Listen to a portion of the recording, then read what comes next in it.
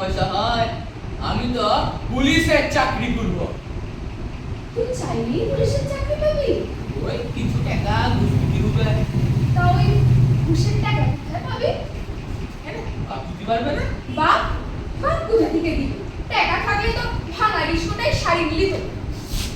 আমার কথা শোন, লেখাপড়াও তো করলি না, বরং রিস্কা টানার কাজেই লেগে যা। তুই চুপ করবি? আমি কি রিস্কাটার লাগে জন্মেছি? যে মণিপুরে হোক 2 মাসের মধ্যে টাকা জোগাড় করে রতনদারে দিতে হবে। রতনদা বলেছে সব ব্যবস্থাটা করে দেবে। তোমরা শিখবো আবার কি?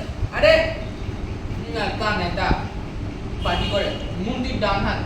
ব্যাস, শেষে কিনা নেতার পাল্লায় পড়লি, তাইলে তোর চাকরি হয়েছে।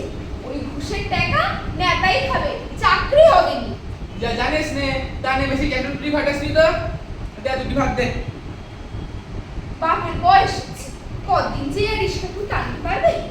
তোরও কোনো কাজকর্ম হলো না, তোর তো একটা বিয়ে তো দিতে হবে। আচ্ছা তার ছেলে রিস্কা চালাই শুনলি কেউ কি তার বিটির সাথে মুখ দিয়ে দেবে? তার থেকে যদি একবার পুলিশ হতে পারি তখন দেখবি কত মেয়ের বাপ পাইয়ে ঘুরে সাজবে। মোর বাপ যখন মোর বিয়া দিছিল, তখনও তো তোর বাপ রিক্সাই চালাইতো।